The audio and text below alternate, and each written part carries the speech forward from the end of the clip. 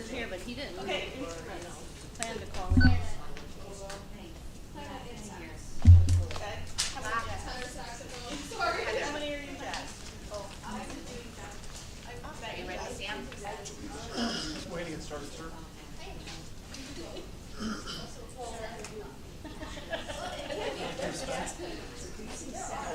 Forget it, I call to order the March 27th, 2025 regular action meeting of the Board of Education of Hinsdale Township High School District 86. We are meeting in the Hinsdale Central Library. The time is 5:32 p.m. May I have a motion to adjourn to closed session for discussion under exceptions 5 ILCS 122C1, the appointment, employment, compensation, discipline, performance, or dismissal of specific employees, specific individuals who serve as independent contractors in a park, recreational, or educational setting, or specific volunteers of the public body of legal counsel for the public body, including hearing testimony on a complaint lodged against an employee, a specific individual who serves as an independent contractor in a park, recreational, or educational setting, or a volunteer of the public body, or against legal counsel for the public body to determine its validity. However, a meeting to consider an increase in compensation to a specific employee of a public body that is subject to the Local Government Wage Increase Transparency Act may not be closed and shall be open to the public and posted and held in accordance with this act.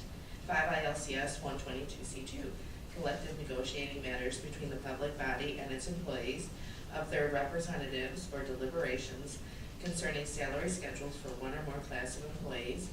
And 5 ILCS 122C11, litigation when an action against, affecting, or on behalf of a particular public body has been filed and is pending before a court or administrative tribunal, or when the public body finds that an action is probable or imminent, in which case the basis for the finding shall be recorded and entered into the minutes of the closed meeting. May I have a motion? So moved.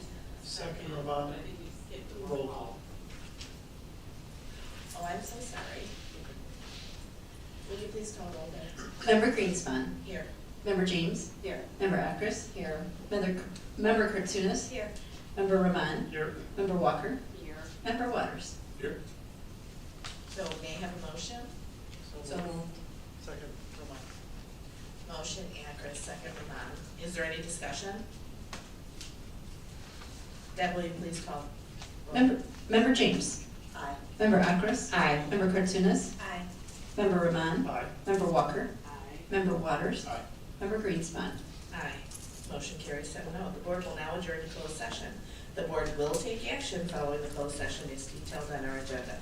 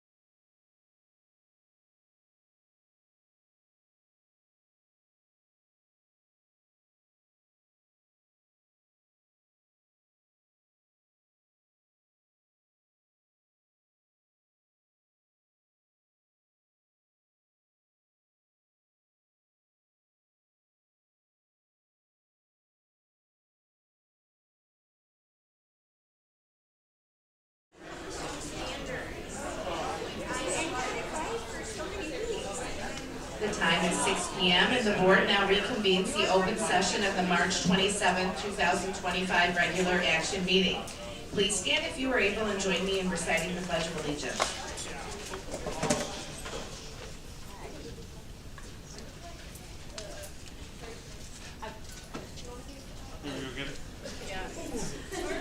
Where is it, Sam? Over there. Over there. I pledge allegiance to the flag of the United States of America and to the republic for which it stands, one nation, under God, indivisible, with liberty and justice for all.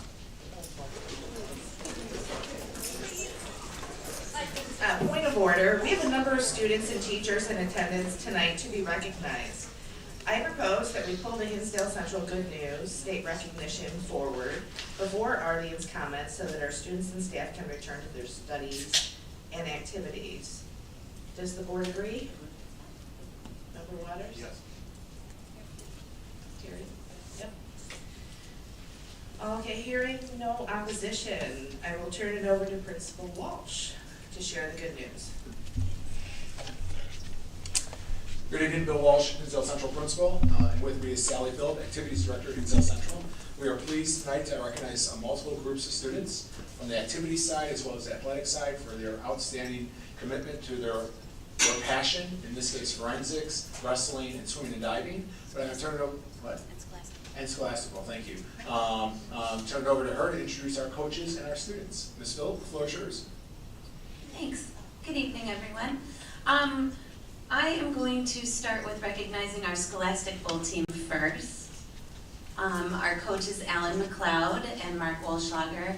Alan McLeod's our varsity coach. We just came from the state competition on Saturday where they placed 4th, and they're going to talk about their season. Hi, good evening. There you go. Hi, good evening, everyone. Yeah, come sit. There we go. Yes, and I'm Alan McLeod, and I teach science here at Central. And Scholastic Bowl, for those who are not that familiar, is an academic competition. It's an IHSA sponsored event, and a team of 5 players faces off against a team of 5 other players, and are asked questions about social studies and math and science and geography and literature and fine arts. And these guys, this is 3 of my starting team of 5, they have to know a lot. They study a lot. They work really hard outside of class. It's not just things that you would come across in class. It's things that are really broad in scope. And they do a lot of work. We practice twice a week, all year long, pretty much. We'll be going to nationals in May. And, well, this is on my far right. Zainab and Will and Alex. And we had a really good season. We played, we won the regional, we won the sectional, took 4th in state this past weekend. We played in a couple other state level competitions and took 2nd and 3rd. So it was a really good group, really successful season. My captain and a couple other starters couldn't make it tonight, busy night, but I wanted to thank you all for your support and just let you know that we had a really good season and we wanted to share it with you. Thank you.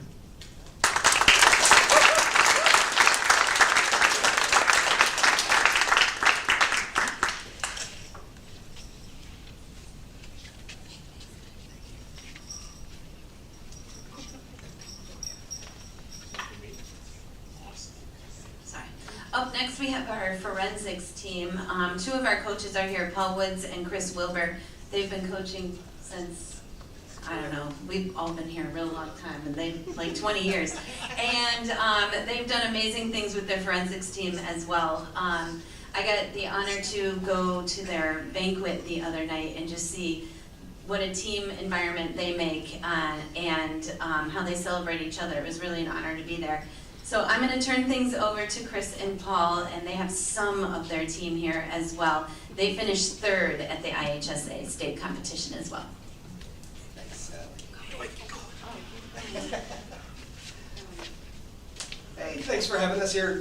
This is the speech team. There are, since there are some new faces on the board since we've done this last, and I feel like we have been visiting here almost annually for the last 20 years, we're proud to say. But this is an interscholastic activity where we engage in 14 different public speaking events and performance events. They range from humorous duet acting and original comedy to poetry reading and radio speaking, and informative speaking. There's a wide range of things. It's a fun activity that brings people with very varied interests, and it's one of the only places in the school that all of these people really do work together and become a team and honestly a family as we spend so much time together.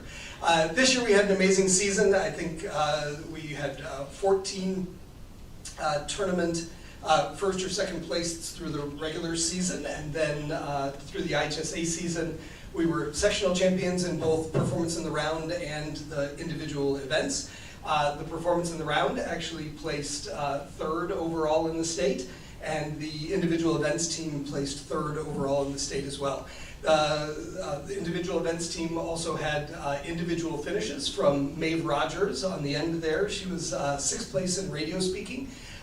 We had, dramatic duet acting, which was McKenna and Michael. They placed fourth in dramatic duet acting.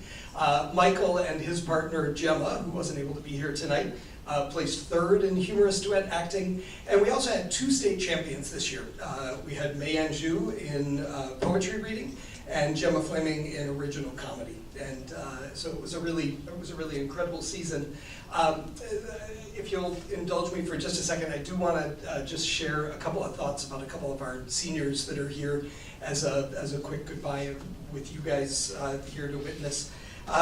We have Joyce Wang, if you would just wave. Joyce is actually a 2-time All-State PIR performer. Joyce is humble, she's soft-spoken, she's giving and thoughtful, she's talented. And that talent bubbles up, honestly, from a deep understanding of tone in communication. And she's been able to share that understanding with others on the team, and it's made everybody better. Honestly, and if you ever hear her play the violin, it'll bring a tear to your eye. She's really incredible. And Sonia Gupta is here too. Sonia is a confident and warm speaker. Honestly, when she talks, all you hear is her smile. She's brilliant.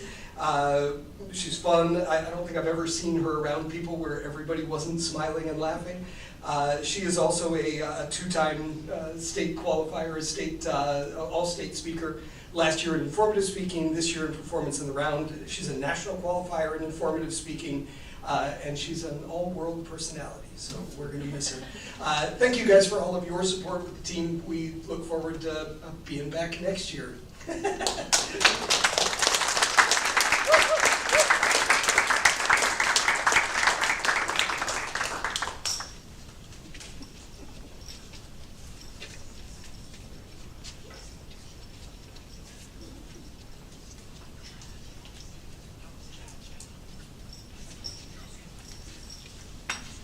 I'd now like to introduce Mike Jesiaro, Athletic Director, to introduce our 2 athletic teams. Thank you, Mike. Thank you, Principal Walsh. Again, Mike Jesiaro, Athletic Director here at Hinsdale Central. Always great to be back to celebrate our student athletes and the great things that they have done. This winter was very successful for us again and fun all the way through. First, I'd just like to talk about Zach Cruz, our all-state wrestler. Unfortunately, he was unable to attend tonight, but Zach left us. He was a senior this year, ended up 5th place in state at 190 pounds. This past year, Zach finished 2nd in regionals, 2nd in sectionals. Both of those he lost to the eventual state champion, the same kid. He was an all-conference wrestler, again finished 5th in state, and ended his Hinsdale Central career with a record of 111 wins and only 32 losses. So Zach was an amazing kid, all academic, and just a great overall Hinsdale Central athlete. So Zach Cruz. Next, I'm going to introduce Coach Bob Barber, our head boys swim and dive coach.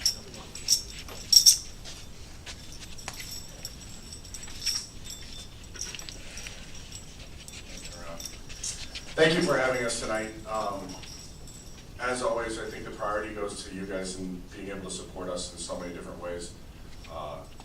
First of all, I think you guys recognize that we host the state meet as a district, so both Central and South do that, and it's a lot of work on 80s, and on the secretaries in the building.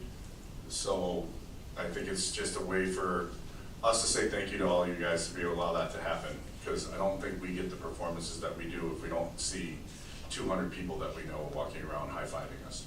I think there's hall monitors and people coming in, security guards, they're all behind it, and so it's an amazing accomplishment for both Central and South. Thank you to the athletic department, Coach Jez, for being there for us. This is a special team, you guys. I think you're amongst a very special group. We've been fortunate enough to come up here 3 years in a row, celebrate state championships, announce national championships in the summer.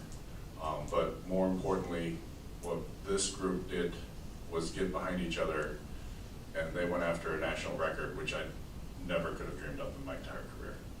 And so for them to get behind it, pull it off by about 13 100ths, which is a snap of a finger. The second team, if you ever get to watch the race, would have been top 5 in the history of Illinois, and they were 4 seconds behind us. So it is an amazing feat by these gentlemen. So I just want them a chance to introduce themselves and pick their favorite race. I'm going youngest to oldest, maybe close enough. Hi, I'm Matthew Vitev. I'm a junior, and my favorite race is the 100 breaststroke. Of course it is. Hi, nice to meet all of you. I'm Brandon Slagle. My favorite race is the 50 free. Favorite race in state. What? It's at state. Favorite performance. Okay. My favorite performance at state is also the 50 free. My name is Jonathan Farrell, and my favorite event is the 500. What's your place in state? My name is Frankie Damo, and I got 3rd in the 50 at state. That was my favorite race. I'm Patrick Bennington, and my favorite race was the 100 fly. I'm Dre Shield. I didn't swim an event at state, but my favorite place was first, winning with the team. I'm Henry Guo, and my favorite event was probably the 2 medley relay. Hi, I'm Ronan Byrne. I was also an alternate, first place. My name is Josh Bay, and my favorite race of the entire meet was the medley relay, where we got first and broke the national record.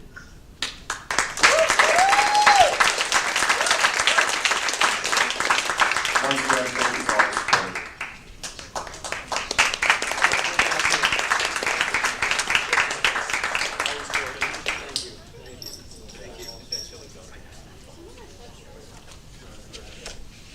Thank you. Thank you, Principal Walsh. Moving on to audience communication. The board will now hear audience comments for up to a total of 45 minutes. Speakers will have 3 minutes to address the board. Seating time to another speaker will not be allowed. Board members are meetings of the board held in public, not open forum town hall meetings. Board members will not engage the public during public comment. The board will keep this in mind as we conduct our meetings, allowing the public to provide input at the time allotted on the agenda to ensure that the multiple voices of the community inform board deliberations. When the board deliberates, will be time for the board to listen and learn from each other, taking the public input into consideration, not a time to re-engage with the public. The board will consistently abide by our formal processes relating to this issue so that all persons are treated fairly and equally. Our first speaker is Mary O'Dowd and Bentley.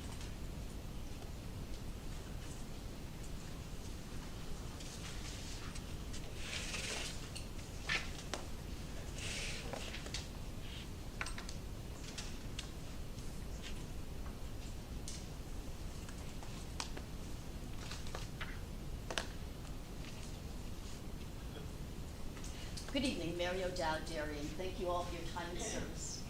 Oh, take 2. Good evening, Mary O'Dowd Darien. Thank you all for your time and service, and thank you for allowing me to speak. Once upon a time, there was a bunny named Bentley who was very involved in helping the Woodland School. Now, as a taxpayer, Bentley was shocked to learn that the Woodland School spent $27,000 of taxpayer money per student per year. That would certainly buy a lot of carrots, he thought. But as long as the taxpayers' money resulted in well-educated students, Bentley reasoned that the $27,000 per student per year was a wise investment. Bentley went to visit Owl, who wisely said, "Ooh, indeed, could not agree that an excellent education is priceless. But one must look at test results to be sure." Now, Owl had consulted the Illinois Association of School Boards to see the latest test scores for students at the Woodland School. He learned that only 71% of students at Woodland Central had grade level proficiency in English. 71%. I know, it's dreadful. And only 67% of students at Woodland Central had grade level proficiency in math.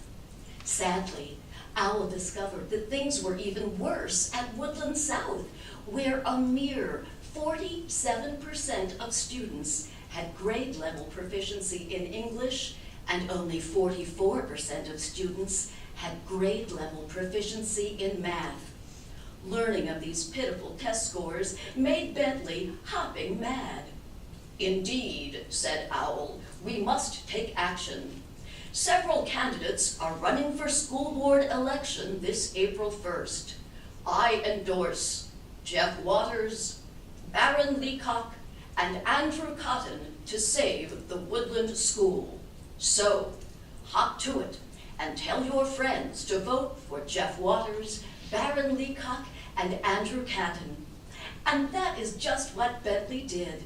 Happily, the election was won by Jeff Waters, Baron Leacock, and Andrew Cotton, and the Woodland School test scores became better than ever. The end. Thank you.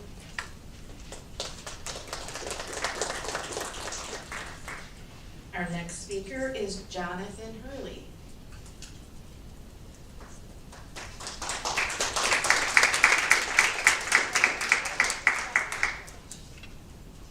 Hello.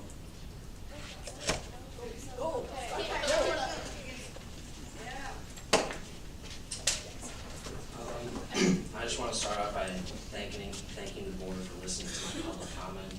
My name is Jonathan Hurley, and I'm a junior at Hinsdale Central. I'm making my public comment tonight because I know this board has set a precedent for when students come forward. I'm grateful to this board for listening to our voices and making changes that are in response to and that benefit students in District 86. I know that this board, as recently as last year, opened up early bird PE when students came forward and asked for that option so that they could take other electives besides band. I also know that this board opened up honors biology at Hinsdale South when students came forward. I'm asking and hoping that this board will listen to my perspective and continue to offer a robust bands program that is dependent upon Miss Aducey working full-time. Let me tell you about my experience with Miss Aducey. As my parents can attest, I was very reluctant to play in band when I started high school. At my parents' urging, I agreed to register for band as a freshman, fully intending to drop it after a year and replace it with Intro to Business. If it had not been for Miss Aducey, I am certain I would have quit band after 1 year. Miss Aducey started teaching at Hinsdale Central when I was a freshman. In the middle of that year, I was having trouble scheduling private lessons with our trumpet parapro due to conflicts with my sport, swimming. This was not good because I needed weekly private lessons to fulfill my honors band requirements. Miss Aducey, though not even my actual director at the time, approached and offered to give me free lessons in school until my schedule freed up.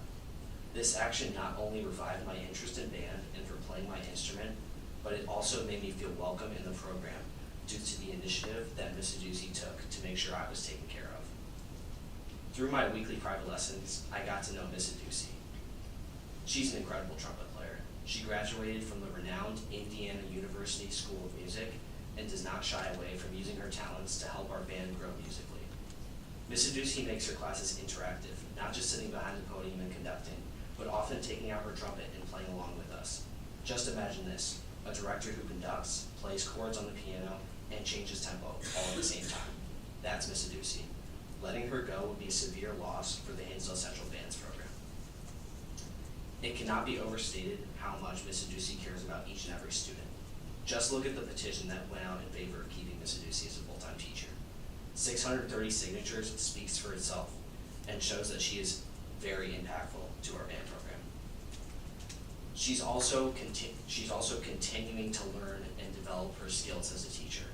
She's in the summer she's going to University of Illinois to get her master's degree, and she's also frequently traveled to other high schools to visit other band classrooms to learn how to improve her teaching style. Thank you for your time.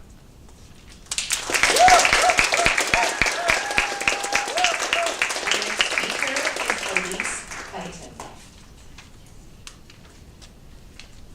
Hi, I'm Elise, and I am a freshman here, and I'm just going to talk about Miss Aducey. Miss Aducey is an essential part of Hinsdale Central's music department. If you ever see her teach, her love of music is almost tangible in the air. For example, when she introduces us to new pieces of music, her eyes light up and she eludes excitement. This teacher wants to be here and loves her job, which makes her a role model for even to more experienced teachers. She genuinely cares about her students and wants the best for our success. When I was working on jazz band tryouts, I emailed Miss Aducey to ask for suggestions, and she suggested that I practice with her during my lunch or study hall. We ended up having so much fun that we did this 3 days in a row during her prep period. On my first day working with her, she recognized the song I was using as a warm-up, and we ended up playing it as a duet with the piano and the clarinet. We actually played this same song together a week ago during solo and ensemble night. Miss Aducey challenges her students to play difficult music and pushes us to reach our full potential. In the middle of the year, she introduced us to a song that was meant to be played by a more experienced band. But we got so excited that she believed we were capable, and we ended up performing this piece with confidence at this year's winter concert. When a school finds a teacher with such drive and passion, it is imperative that they hold on to that valuable person. Miss Aducey creates a sense of community that can only be compared to that of a sports team. She makes us feel like we're part of a family. We have a petition with over 600 signatures and several positive comments from students that want her here at Central 100% of the time. Therefore, keeping her on full staff is crucial to Hinsdale Central's band program being a success. Thank you.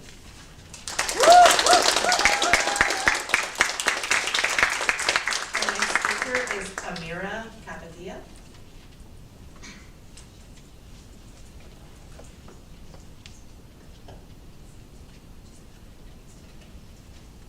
Good evening, members of the board, administration, and community. My name is Amira Kapadia, and I'm here today because I strongly oppose the decision to cut Miss Grace Aducey's hours, salary, and benefits.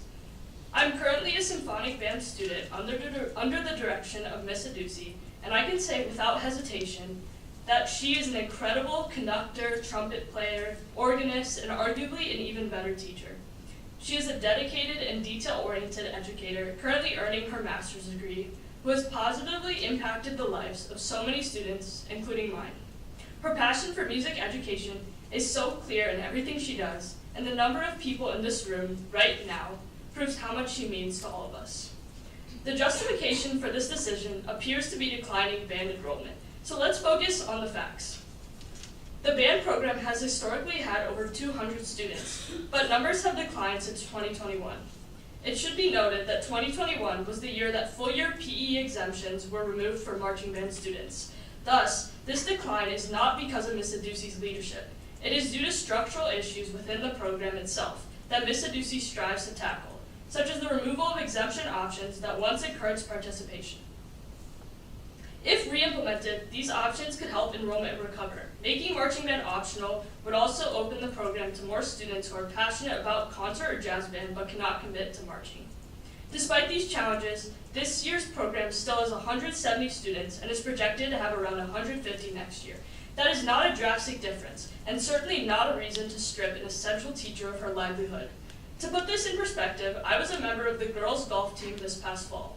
We had a grand total of 26 athletes and still required 2 coaches. Expecting only one full-time band director to manage 120 students is simply not sustainable. Cutting Ms. Aducey's hours will only lead to further enrollment drops, as many students have already stated that they would rather quit band than lose her as their teacher. Instead of making decisions that will harm the program and its students, we should be discussing real solutions, like how to address individual barriers to participation, how to support and grow the program, and how to recognize the teachers who make an undeniable impact on our school. Ms. Aducey has devoted herself to this program. The students, the music, and the school are better because of her. We cannot afford to lose her. Thank you for your time.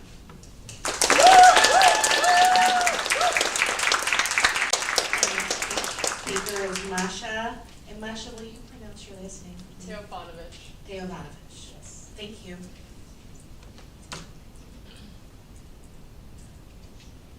Good evening. I'm also going to be talking about the reduction of Ms. Aducey's hours. I'm currently a senior, so I've known Ms. Aducey for the past 3 years. And I can say with confidence that since my freshman year, there has been a drastic improvement in our band. Ms. Aducey has taught us a lot, getting to know music theory and the technicality behind it.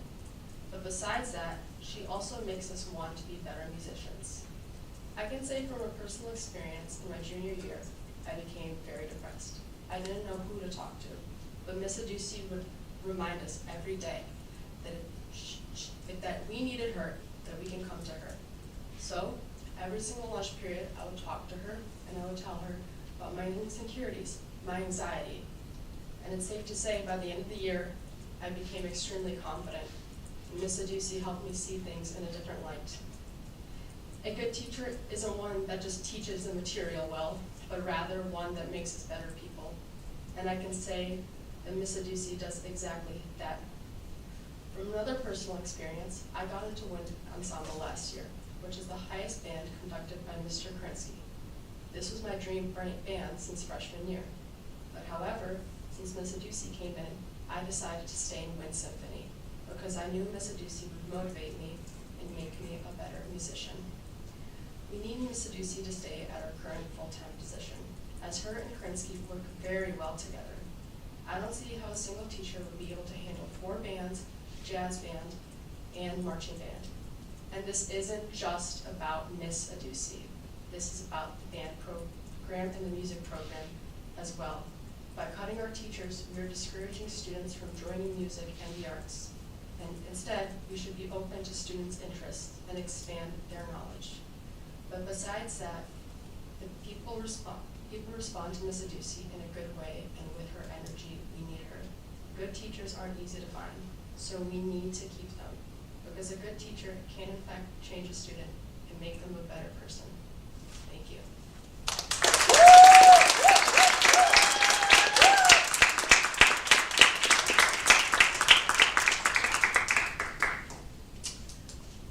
Our next 2 speakers are Adolph Kalinsky and Linda Berg, but I'm hoping there are 2 students in between the 2 of you. Do you mind if the students go first? Not at all. Please do. Adolph? I'm having so much fun. Okay, thank you. Our next speaker is Atticus Fair.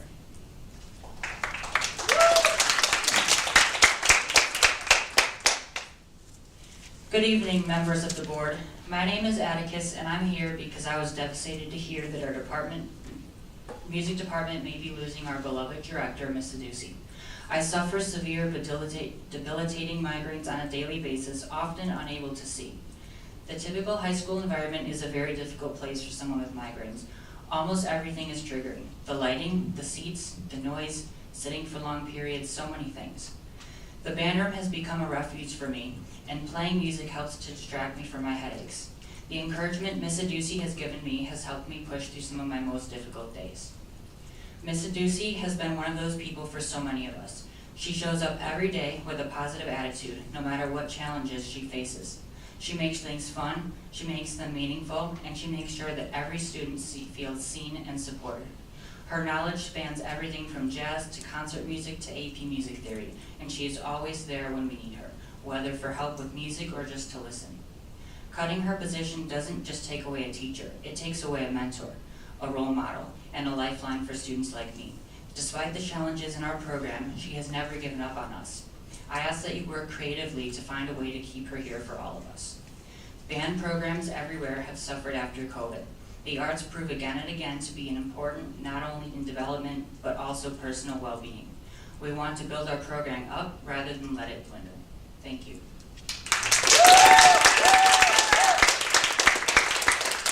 Our next speaker is Jack Gerard.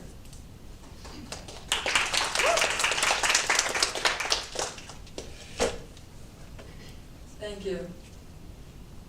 Hi, I'm Jack Gerard. I'm here about the cuts in the music program.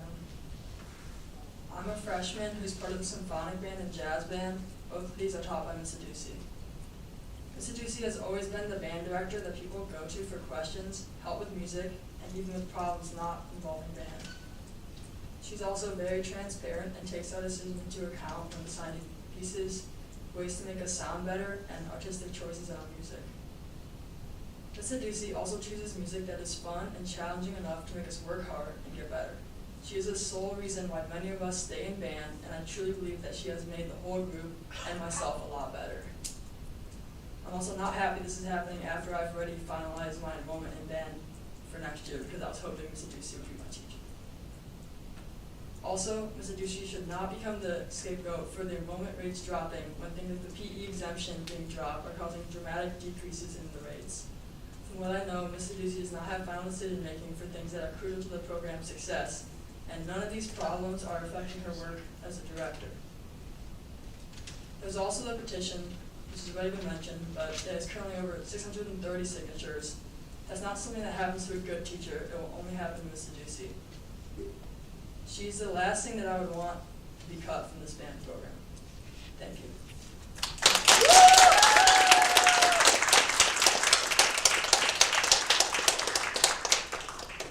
Are there any other music students that did not sign up but would like to speak? Okay, thank you guys very much. Our next speaker is Adolf Galinsky.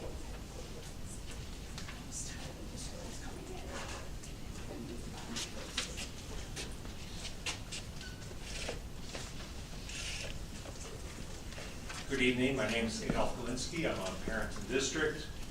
On February 26, 2025, Dr. Locke gave a 9th grade social studies presentation that excluded important information subsequently obtained by FOIA, information that challenged, if not negated, some of his talking points. Dr. Locke claimed that the AP World History Modern exams are predominantly taken in grade 9 in District 86. That is true only at Hinsdale Central. According to the FOIA response, 384 of 412 Central students taking the exam were 9th graders. That's 93%. And no doubt, virtually every one of them was taking World History Honors. Well, what about Hinsdale South? Dr. Locke told us 25 students took the AP World History Modern exam in that same 10-year period, but he chose not to tell you only 2 students were 9th graders, according to the FOIA. To repeat, 384 Central 9th grade World History Honors students took the exam, while only 2 took the exam at South. That begs the question of why such a huge difference. I submit to you the reason has nothing to do with disparate abilities between 9th grade honors students at each school. Dr. Locke presented charts showing that more than half of South's 9th grade honors students fall comfortably within the ability range of Central's 9th grade World History Honors students. If you do the math, that means South could run 2 or 3 sections of World History Honors to students just as academically ready as their Central counterparts. And I'd wager that if you did, you would have dozens of South 9th graders signing up for the AP World History Modern exam every year, just like at Central. Rather, I submit to you that the real reason for the massive yearly registration of Central 9th graders for the AP World History Modern exam, as well as the absence thereof at South, is a confluence of preparation and guidance that is unique to Central. And that preparation is not just individual preparation, as Dr. Locke claims, but preparation facilitated by the World History Honors course as well. The following statement has been repeated yearly in the Central Program of Studies since 2014 under the heading of Advanced Placement Program. Upon completion of World History Honors, students may take the World History AP exam. That statement clearly evidences the recognized contribution of World History Honors to success on the AP World History exam. If the Central Social Studies Department didn't believe it as well, why else would the statement be repeated there year after year? That statement doesn't just stand alone, it is further backed up by 10 years of empirical evidence showing that World History Honors does not need to be labeled an AP course to help ninth graders succeed on the exam. Thank you. Our next speaker is Linda Burke.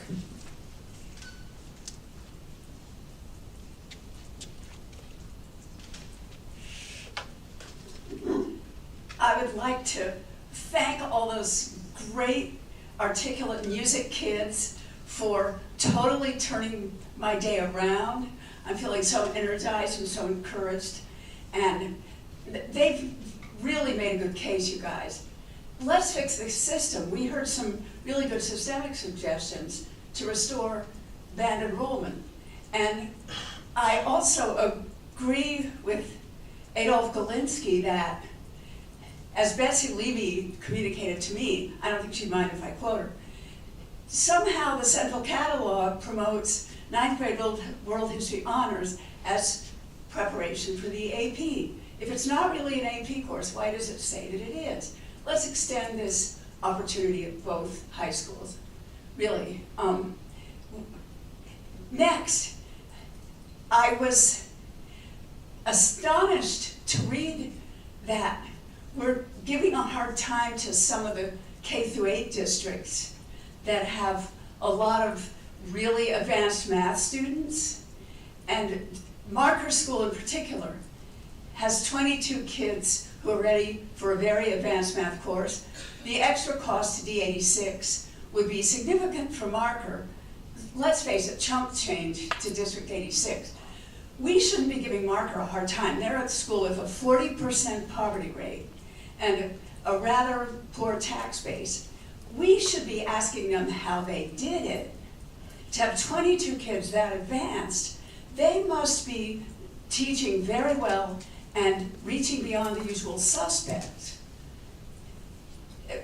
We should support excellence, but also inclusion. So I think we should not only provide this course for all the demand, but especially for Marker, but we should make sure they have a great time in the high school building. Make sure they're welcomed and made to feel at home. This is a motivated population that we should encourage to feel good about D86 in high school. And I was surprised. I thought, thank you for your service, you guys. I appreciate it so much. But this time, please reconsider. Thank you.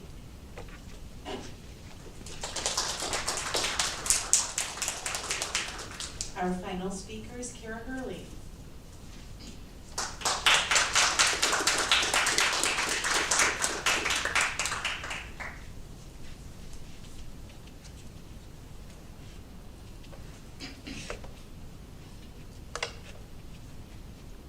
Thank you to the board for listening.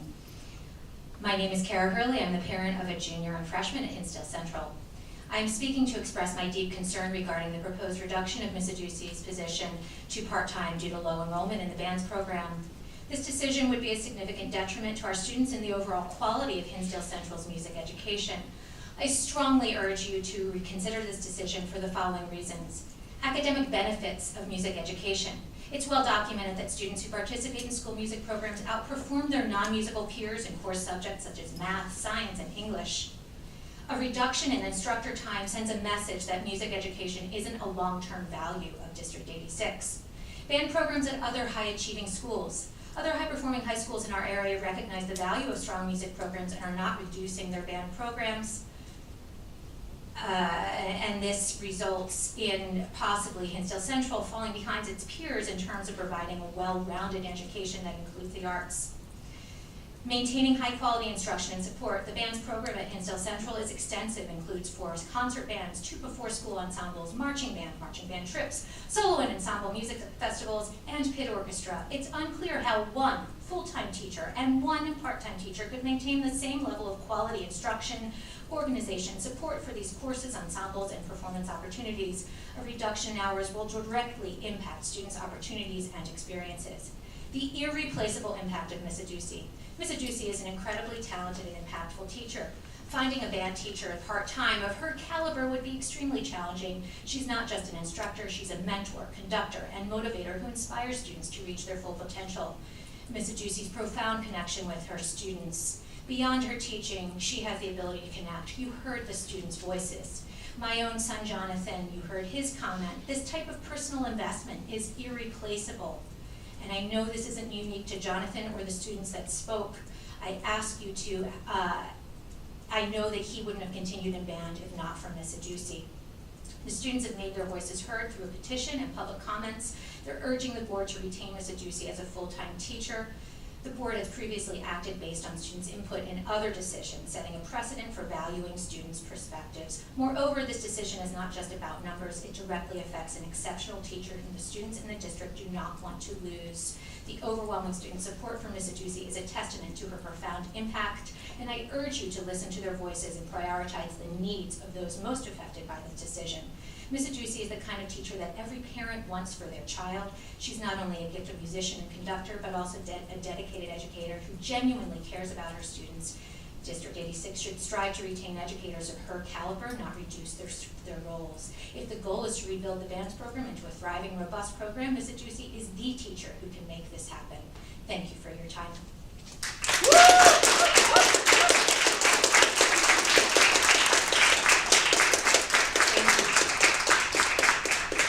Now it's time for the superintendent's report. Superintendent Locke.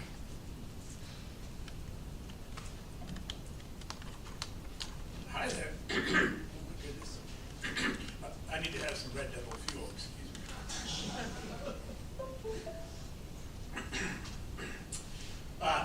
Good morning, happy spring. It's opening day for baseball. The White Sox are in first place. We're excited to get things started. I'm going to begin with, as I usually do, with a bit of good news. I've got a few announcements and updates coming up at the end, but this won't take too long. But a couple highlights of some of the exciting things that's been going on in the district. A few weeks ago, we had a team of students go to the downstate to the 2025 Student Congress led by our Chief State School Officer, Tony Sanders. The students came back energized. They talked with their peers and with policymakers about curriculum, about mental health, about activities, about creating a culture of belonging in their schools. We had those students come present at Executive Cabinet just this week to make sure everybody on the team in the district understood their perspective. It was very illuminating. We took lots of notes. Again, it's important just to listen to these perspectives, and they gave us a long list of action items to tackle. On a fun note, we had a polar plunge at South in partnership with the local fire department and the police. This was a fundraiser, raised over $3,000 for the Special Olympics, and had all kinds of people out for it. It was a great event, even if it was a bit chilly when that happened. Also, recently at South, we celebrated She Day, where any girl at South could be part of a special day that featured leading women from our community, entrepreneurs and business leaders, academic leaders, and the like. They came in for a real special day of mentoring and advice for our girls. I got to be there just for a few minutes because it was girls only, but I could tell it was just a powerful event and a wonderful way to provide supports to all kids that need it. It was very fun. Bit of an advertisement. We've got 2 wonderful musicals coming. Six, the musical at South, is happening in just a few weeks, followed by Mary Poppins at Central. Please get your tickets I've yet to go to one of these since I'm new, but I'm looking forward to checking them out. I know there'll be a lot of people there, so get your tickets in. Also, talking about events, Harlan Cohen, who has written several books about how to be successful at college for parents and for students, is our next featured speaker in our partnership with the District 181 Foundation. These are coming in, he's coming in mid-April. There'll be an evening event and a morning coffee. These are wonderful ways to come learn about education and parenting issues. I encourage all of our parents and families to check this out. It's pretty exciting. Not quite good news, but a bit of an announcement. Next week, because it is spring break, we are also doing some HVAC repairs at the admin building. I have asked staff to work elsewhere. If you don't see cars in the parking lot, shoot us an email, give us a call. The phones will still be working, but the HVAC cranes and shop will be in there doing some needed repairs. Some good news. Our numbers on the 5 Essential survey are trending up. The survey closes tomorrow, so you still have time. It would be wonderful to hit that 20% goal. We are getting better. A little birdie has told me that our teacher and our student response rates are doing quite well so far. The data is important. We know hearing your voice is important. This is an anonymous way to do it that's really useful to us. So please, one more day. We'll stop talking about it until next year. Couple things on a little bit more seriously. We're going to talk about staffing tonight. 2 weeks ago, I talked a little bit about this, and I wanted us all to remember that the numbers we're going to talk about represent more than numbers. We're going to be talking about students' favorite teachers. We're going to be talking about key people in part of programs. There are a whole host of laws and rules we have to follow so that we handle our staffing properly. There are programmatic, personal, and financial considerations we have to do. The team spends a ton of time. Principals, Jody, Jason, Carrie, everyone spends a ton of time working to try to get these just right and figure out these real different trade-offs. I know these are hard discussions. I know these are tough decisions. There's a ton of humanity behind those decisions and a lot of things that are involved. So again, a reminder, not just for the people at the table, but everyone in the community, some grace as we go through this critically important but a powerful time for our district, but also a challenging one. Ooh, I had a couple other last minute slides. I will, that's all right. Did you copy this? Can you reload it?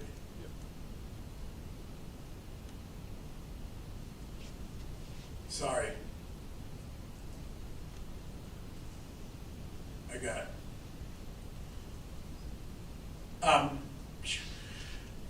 Another thing, just this week we got a letter about firearm safety. I think it's important to talk about this because it's spring break. This is a letter from Amber Quirk, who runs the Regional Office of Education, Bob Berlin, the state's attorney, the consortium of the DuPage County police chiefs, and the DuPage County sheriff. It's a reminder, if you have a weapon at home, please keep it locked away. There's going to be plenty of students home from school. I would hate for, by mistake, someone to get access to a weapon that they shouldn't have. We'll be promoting this letter and putting this out. It's important, it's serious. Please pay attention to it, and thanks to all of our colleagues in law enforcement and government for coming together and putting out this joint statement. I think it's real powerful. I want to recognize the student athletes and the student activities winners who were just here. I love to get trophies. I love to see the medals. I love to see their smiling faces. I know there are proud moms and dads and aunts and uncles and coaches and teachers behind all of those students. But I also want to recognize the kids who weren't here. I'm thinking about that 9th grader who decided to try out for the speech team the first time, or that 10th grader who's been swimming for a few years but isn't quite at the national record-breaking level. All those kids, they're part of the team too, and we wouldn't see these champions if it wasn't for the 11th and 10th and 9th grade students who are also part of the team, and the rest of the whole school community, the cheerleaders, the friends, the teachers, the coaches who are all behind it. It's great to get the trophies and the medals, but let's remember, participating in these activities, in these athletics, is to me what it's really about, and we should be recognizing everyone who is a part of it. So thanks to everyone on these teams, not just the award winners, but everyone there. I want to end with a bit of personal news. I just sent a note out to all staff. I don't really like talking about this, but I felt it's important to know. I have to have surgery on Monday. I'm going to be okay, but I'm going to be out of pocket for about a week, maybe a little bit more. We'll see what the doctors have to say. I don't want you to worry about me. The district's going to be fine. We've got great people here, and it's spring break and all. But please, listen to your doctors, eat your vegetables, get your exercise, pay attention to your health. And that's my superintendent's report. Thank you, Superintendent Locke. Moving on to discussion items. On DuPage West Cook intergovernmental agreement, in February, the DuPage West Cook board cast a resolution to amend their intergovernmental agreement, changing their formal board to an oversight committee. They now ask their member districts to approve resolutions supporting this change. A quorum of the 92 member districts must approve a resolution to complete this process. The proposed resolution and amendment agreement are presented for board discussion. Superintendent Locke? I think the board president sort of explained what this proposal is about. We see this as a technical change for the DuPage West Cook board. Let me remind you all, DWC does not maintain any assets or liabilities and doesn't collect any assessments for us. They have 92 members. I am told they expect most of the 92 members to vote in support of this. I think because they do provide us a tremendous service in good partnership, it would be in our advantage just to approve this. Thank you, Superintendent Locke. Does anybody have any questions? Okay, moving on to proposed new curriculum materials, school year 25-26. Annually, in accordance with policies 2:20, powers and duties of the Board of Education, indemnification, and 6:210, instructional materials, the board approves textbooks and other curriculum materials. New curriculum materials for the 25-26 school year are detailed on our agenda. Assistant Superintendent Markey. Good evening, everyone. Yeah, as detailed in the agenda, as I think you all know, we go through a pretty arduous process to make sure all of the new materials and textbook adoptions are really processed, starting with our teacher teams, through our department chairs, and then our assistant principals at the buildings lead that process. They bring those recommendations forward to the district office. And really tonight's notification more than anything is that all of those textbooks and materials are available over the next several weeks in our district office. Maybe minus the few days next week. We can certainly arrange if someone wants to look at them when the district office is closed at the beginning of next week, just please reach out to me by email and we can make sure they're moved to one of the buildings if necessary. But other than that, they would be available. You have the entire list of those materials that are attached tonight. We also have this on the academic committee agenda for tomorrow morning if there's any further discussion, and certainly any questions you could certainly forward along at any point, and we could return to the discussion at a future board meeting. Great. Does anybody have any questions or concerns? I just want to urge my board colleagues, if you do have concerns, please, it is a slight turnover, but we do have the academic committee tomorrow morning. It would be helpful that if you have any concerns to, as Jason just said, to shoot us an email so that we can have that discussion tomorrow morning. Thank you. Thank you. Thanks, Jason. Moving on to action items, approve special education transportation contract extension. Staff recommends a one-year contract extension with First Student to provide transportation for special education students during the 25-26 fiscal year. The Finance Committee reviewed the proposal at the March 19th meeting and recommended the contract be approved. May I have a motion to approve the one-year contract extension with First Student for special education transportation as presented? So moved. Second, Kartsunis. Motion Roman, second Kartsunis. Is there any discussion? Deb, will you please call roll? Member Greenspan. Aye. Member James. Aye. Member Akras. Aye. Member Kartsunis. Aye. Member Rahman. Aye. Member Walker. Aye. Member Waters. Aye. Motion carries 7-0. Award bid 25-007 supplemental charter bus transportation. The district solicited bids for supplemental charter bus transportation services. Staff was confident in all three companies that submitted bids. The bid specs allowed an award to move to more than one vendor to meet the full range of the district's supplemental charter bus transportation needs. Staff reviewed the recommendation to award the bid with the Finance Committee. May I have a motion to award bid 25-007 supplemental charter bus transportation to the following contractors in order: Aries Charter Transportation Incorporated, Echo Windy City Transportation, and Infinity Transportation Management. May I have a motion? So moved, Akers. Second, James.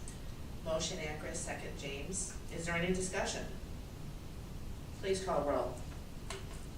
Member James. Aye. Member Akras. Aye. Member Kartsunis. Aye. Member Rahman. Aye. Member Walker. Aye. Member Waters. Aye. Member Greenspan. Aye. Motion carries 7-0.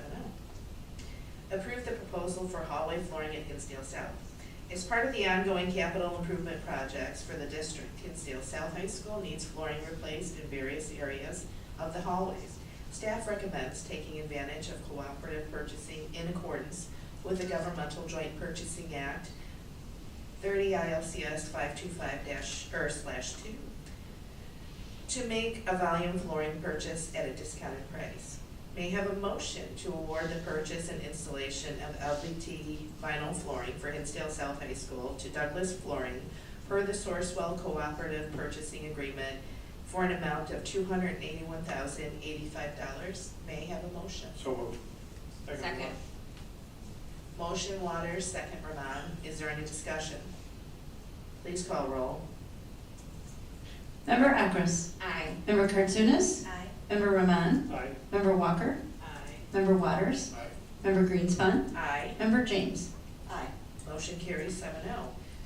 Approve purchase of security camera server replacements. As part of the district's technology replacement plan, security camera servers are scheduled for replacement this year. In response to announced price increases due to tariffs, the administration successfully negotiated a significant discount on new servers and recommends action to secure the servers at the low price. May I have a motion to approve the purchase of the security camera servers in the amount of $250,194. May I have a motion? Motion, James. Second, Kartsunis. Motion James, second Kartsunis. Is there any discussion? Will you please call roll, Deb? Member Kartsunis. Aye. Member Rahman. Aye. Member Walker. Member Waters. Aye. Member Greenspan. Aye. Member James. Aye. Member Akras. Aye. Motion carries 7-0. Approve 2025 Summer School Program of Studies. The 2025 Summer School Program of Studies was reviewed by the Academic Committee February 28, 2025, and the Board March 13, 2025. May I have a motion to approve the 2025 summer school program of studies as presented? So moved, Akris. Second, Ramon. So motion Akris, second Ramon. Is there any discussion? Please call roll. Member Roman. Aye. Member Walker. Aye. Member Waters. Aye. Member Greenspan. Aye. Member James. Aye. Member Akris. Aye. Member Kartsunis. Aye. Motion carries 7-0. Establish Board of Educational Organizational Meeting per Policy 2:210. At the March 13th Committee of the Whole meeting, the board discussed holding this organizational meeting on May 5th, 2025.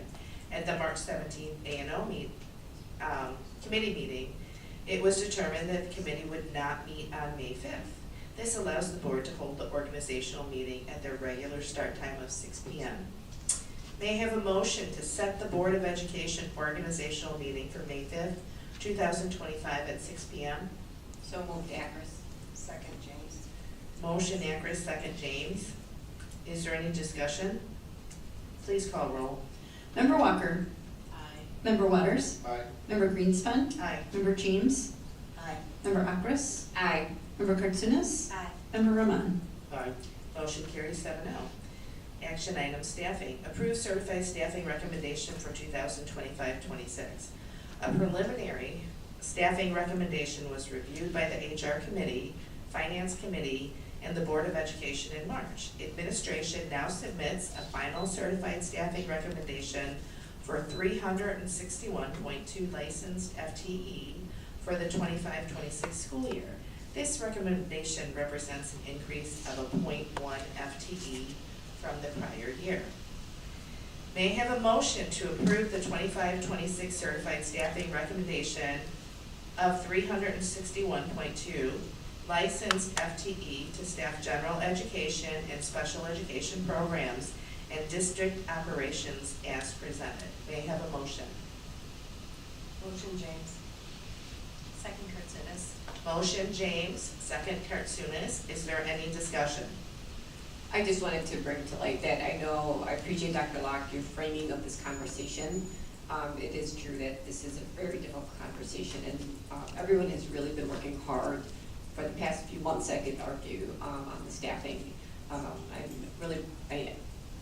appreciative of all the collegiality and the cooperation, collaboration that has been brought to this conversation, and then again, the framing that you brought in, Dr. Locke, that at the end of the day, we're talking about people, and the comments tonight and everything that's been talked about in the past few months have all been heard and calculated, and there's been a lot of due diligence done for our conversation today. Thank you. Is there anybody else? Deb, will you please call roll? Member Waters. Aye. Member Greenspan. Aye. Member James. Aye. Member Akris. Aye. Member Kartsunis. Aye. Member Roman. Aye. Member Walker. Motion carries 7-0. Approve resolution 25.06, non-renewal of part-time, non-tenured teachers. May I have a motion to approve resolution 25.06, authorizing non-reemployment of part-time, non-tenured teachers? Janet Raditz, James Milker, Thomas Ludovis, Jennifer Murdoch, Maribel, and Mayada Muharab. May I have a motion? So moved. Second. Motion, Ramon, second, Waters. Is there any discussion? Please call roll. Member Greenspan. Aye. Member James. Aye. Member Akris. Aye. Member Kartsunis. Aye. Member Roman. Aye. Member Walker. Aye. Member Waters. Aye. Motion carries 7-0. Approve resolution 25.07, non-renewal of full-time, non-tenured probationary teachers. May I have a motion to approve resolution 25.07, authorizing non-reemployment of full-time, non-tenured teachers not in the last year of probationary service? Grace Addisy, Michael Riggio, Jessica Kim Okubo, Jacqueline Bissett, and Jennifer Klein Cheney. May I have a motion? So moved, Akris. Second, Kartsunis. Motion, Akris, second, Kartsunis. Is there any discussion? Please call roll. Member James. Aye. Member Akris? Aye. Member Kartsunis? Aye. Member Roman? Aye. Member Walker? Aye. Member Waters? Aye. Member Greenspan? Aye. Motion carries 7-0. Approve Resolution 25.08, honorable dismissal of nurses. May I have a motion to approve Resolution 25.08, authorizing the honorable dismissal of nurses Mary Dumas and Brenda Anderson? May I have a motion? So moved, Walker. Second, Ramon. Motion Walker, second Roman. Is there any discussion? Please call roll. Member Akris? Aye. Member Kartsunis? Aye. Member Roman? Aye. Member Walker? Aye. Member Waters? Aye. Member Greenspan? Aye. Member James? Aye. Motion carries 7-0. Approve Resolution 25.09, non-renewal of administrator contract and reclassification. May I have a motion to approve Resolution 25.09, approving and authorizing non-renewal and reclassification of Special Education Director Andrea Ellickson's contract? May I have a motion? So moved. Second, Ramon. Motion Waters, second Roman. Is there any discussion? Please call roll. Member Kartsunis? Aye. Member Roman? Aye. Member Walker? Aye. Member Waters? Aye. Member Greenspan? Aye. Member James? Aye. Member Akris? Aye. Motion carries 7-0. Approve Resolution 25.10, non-renewal of administrator contract. May I have a motion to approve Resolution 25.10, approving and authorizing non-renewal of Christopher Biddix's administrative employment contract? May I have a motion? So moved. Second. Cartoonist. Sure. That's Kartsunis. Motion Roman, second Kartsunis. You got me. Is there any discussion? Please call roll. Member Roman? Aye. Member Walker? Aye. Member Waters? Aye. Member Greenspan? Aye. Member James? Aye. Member Akris? Aye. Member Kartsunis? Aye. Motion carries 7-0. Moving on to the consent agenda. The consent agenda items consist of items that are routine in nature or have been discussed with the board and are now presented for approval. Any item may be pulled from the consent agenda for further discussion and consideration. All items on the consent agenda are approved with a single motion unless removed before the roll call vote. Does any board member wish to remove an item from the consent agenda for further discussion and in a separate vote? May I have a motion to approve the consent agenda as presented? Motion James. Second Kartsunis. Motion James, second Kartsunis. Is there any discussion? Please call roll. Member Walker? Aye. Member Waters? Aye. Member Greenspan? Aye. Member James? Aye. Member Akris? Aye. Member Kartsunis? Aye. Member Roman? Aye. Motion carries 7-0. Moving on to administration reports. Financial report, February 2025. CFO and Board Treasurer Josh Stevenson has submitted the financial reports, including a financial summary report, the treasurer's report, and the student activity report, and the overtime report. Are there any questions for CFO Stevenson? Thank you for the reports, Josh.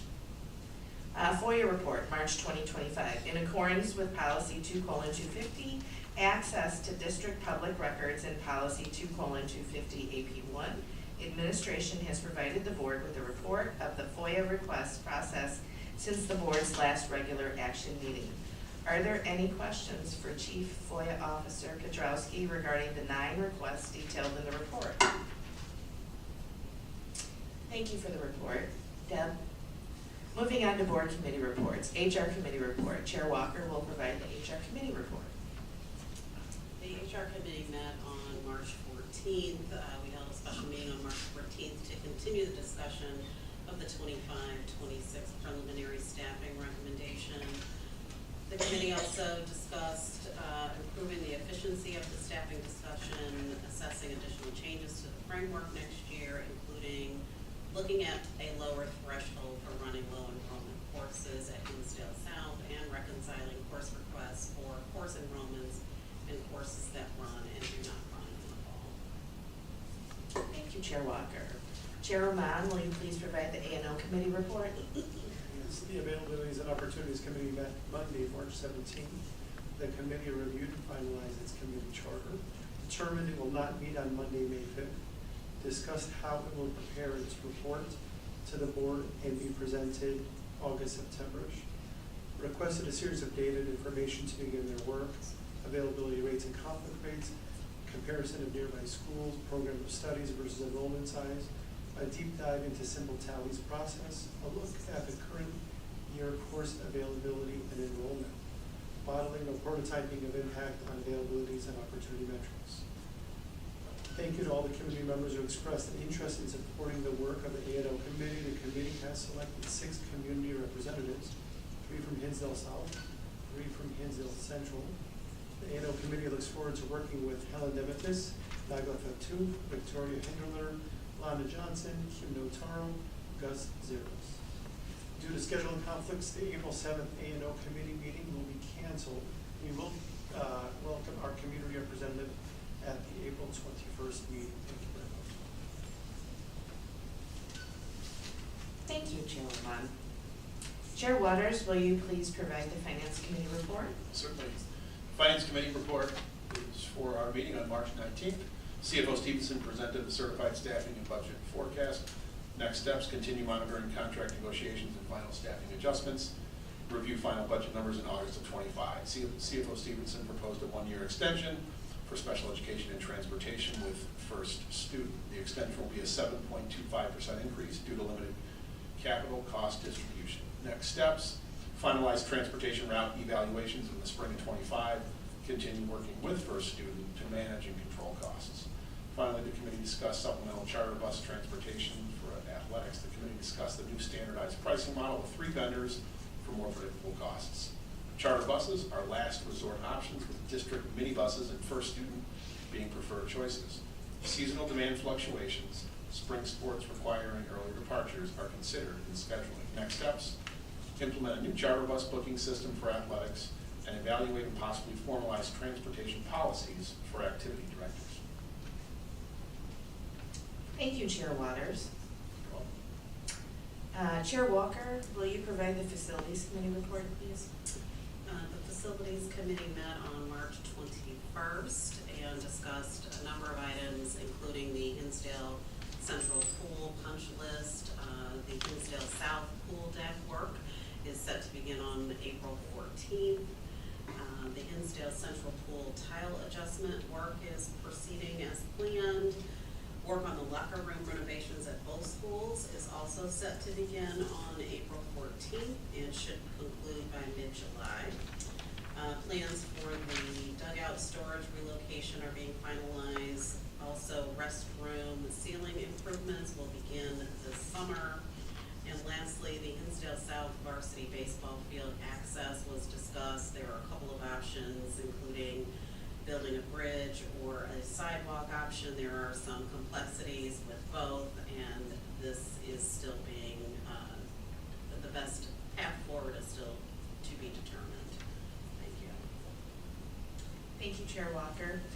Moving on to the board president's report, which is mine. I want to thank all the students for coming tonight and sharing their concerns. I need you to know that there are a lot of legal and contractual constraints that would indicate that the board had to take action tonight, and that we will continue to always hear your voices, and we will work collaboratively with administration to best serve our students, as Secretary Akra said. Also, I'd like to mention, given the personal update shared by Dr. Locke in his superintendent's report, Superintendent Locke, know that myself and our entire board wish you well, and we promise not to call you all the time. We know how hard you work, Superintendent Locke, and we know how dedicated you are to our district and our kids, and we are deeply appreciative. I hope that our community can be kind and compassionate, and also extend to Dr. Locke speedy recovery, and we can't wait for him to return to the office.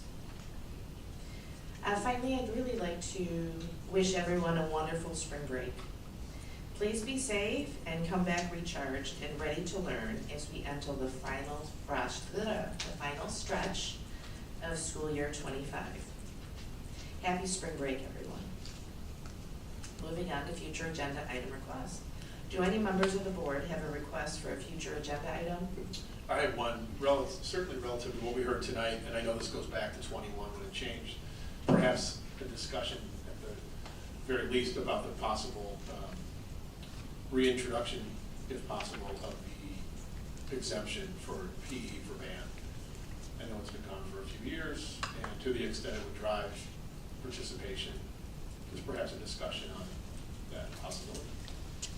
So would that go to the policy committee, would you think, first, or would we want to have that conversation? I think it can go either way. Probably policy first, and then to the board, because this is outlined in an AP. Is that correct, Deb? Kudrowski? It's outlined in policy. It's in policy. Okay. Yeah. Okay. Is that satisfactory to you, Jeff? Yes. Mike? Okay. We can add that to our April agenda for policy. Okay.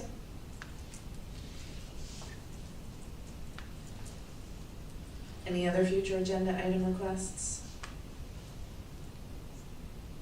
Okay, moving on to board comments. We've set aside time on the agenda for board comments. This section of the agenda is not for board deliberation. It may be used by board members to offer their comments for the record. Are there members of the board who wish to offer comments? Yeah, and this one, I think the students who came in and advocated for the teacher, for the band person, I want to encourage you to always use your voice. It is always humbling to see young adults, young students to advocate, and it reminded me again why I went to the field of, in the education field, that teachers are beyond just teachers. They do are mentors and they are models, so thank you for using your voice. Also want to congratulate our families who are celebrating Ramadan. It ends this weekend and we'll be having an Eid, which correlates with spring break, which hopefully all will get a chance to rest up and rejuvenate coming back to the school to continue the hard work. Thank you. Anybody else?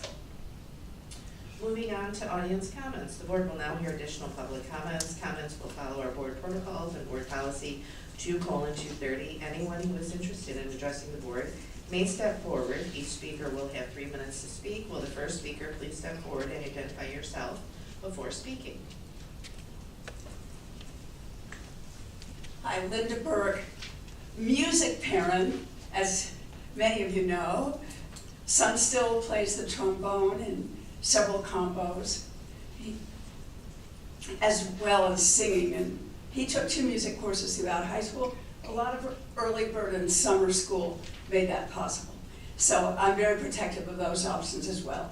I thought the kids came up with another great idea for restoring enrollment in band, and that's to provide some non-marching participation options.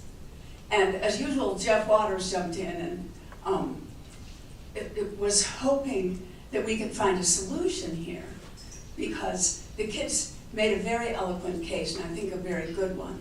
And maybe there is a solution here. But thank you all at the table for your hearing out the kids as, you know, respectfully and kindly as you did. But I hope we can get to a solution.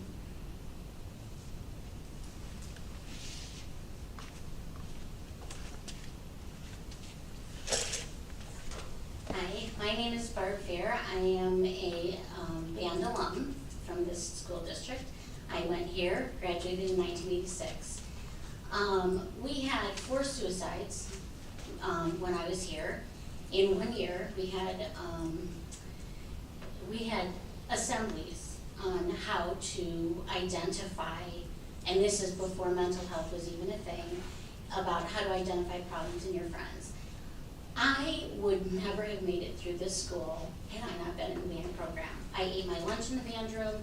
It was my refuge. It was where I went. We loved our band director, and many of us were at our band director's funeral. The only people that I have ever kept in touch with were all my band friends. We get together, we have multi-graduation year reunions. To see the band program falling apart the way it is right now is very sad. I hear so many people wanting to quit, and we have Ms. Aducey here who is bringing people back in. I have nothing prepared to say, but I would just like to say that you heard these students stand up. Many of them didn't really know about this until the last minute. I know there were a lot of kids who couldn't make it. There were people texting back and forth that they weren't able to be here. But when you commend them on coming up and doing their civic duty to get their voice heard, and then there is not even a further discussion about it, that hurts me because it doesn't tell them that we did really value the fact that you came here and stood up. And I would really ask you to look at the program, look at the problems that are happening, and consider how important the arts are, because it's more than just a class. It is a community, and there are a lot of kids that are really affected by this. And I think it would be worth spending a little bit of time looking again at what the problem is. I know a lot of programs really struggled during the pandemic, and if you want to have a program that is growing, you gotta have people in there that are bringing people in. We have DGN with an incredible program right next door to us. Our program doesn't look like that. We need to invest in the program, keep the teachers who are inspiring the kids, and try to get the enrollment up. And there are a lot of ways, there have been a lot of ideas today, from the marching band ideas to time commitments to early bird. And I think it's something that if you really put this as a priority and you really truly hear the voices of your students, I think it's something that you would be able to fix or to make work. I think it's possible. Thank you.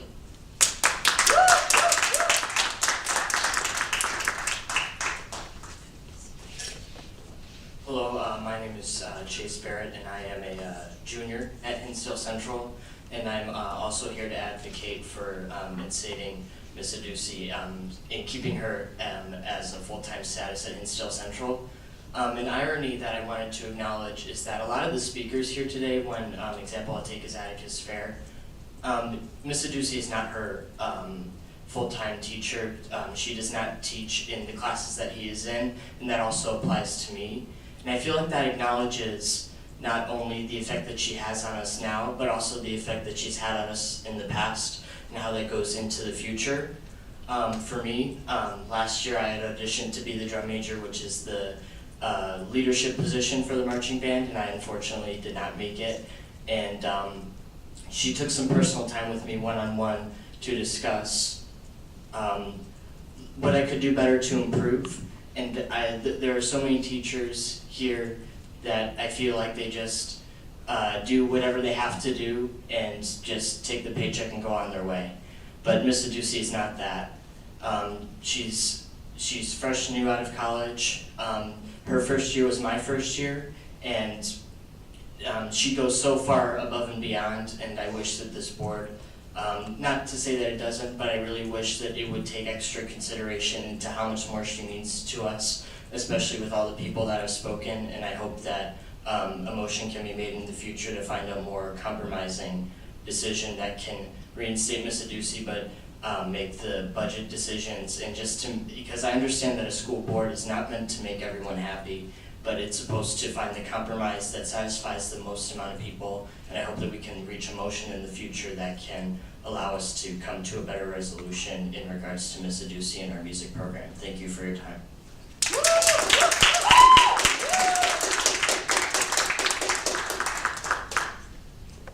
Hi again, guys. I just wanted to say that I'm really disappointed that there wasn't further discussion after all of us came up and talked about this. And it really impacts our community. I would even consider her not just a teacher, but a friend. She's someone that many feel like they can go to in times of need. And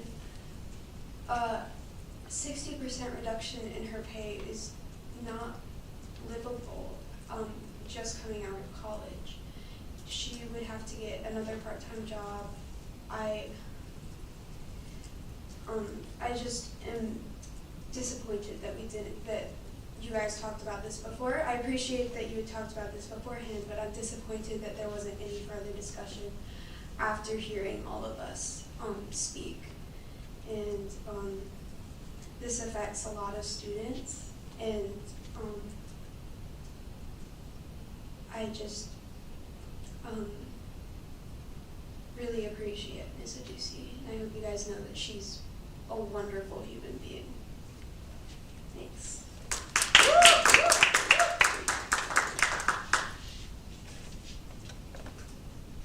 Hello, my name is Shayla Patel, and I'm a student in the music department. I'm a member of the chamber choir here at Hinsdale Central, but what I'm also part of are the musicals. Every year I began participating in the schools, in Hinsdale Central's musicals my sophomore year. I'm quite disappointed in this board right now. I'm a little bit shocked that we couldn't find a resolution to these financial issues besides cutting Ms. Adusi's salary and hours. As you've heard from my peers who previously spoke, Ms. Adusi makes a tremendous impact on her students every single day, and she reaches far beyond just the students in band. Ms. Adusi has reached me. I'm a student in choir. I don't have her for any of my classes, yet every single day without fail, she speaks to me, she says hi to me. She actually makes an effort to connect with students beyond the classroom, beyond activities. And it's just a disappointment to see that this board is not taking that into consideration. And I implore anyone listening to take a look at what financial strategies the board has laid out to supplement whatever is getting cut of Ms. Adusi's salary and where that is going. And decide for yourself whether that is worth this band teacher being cut. Thank you.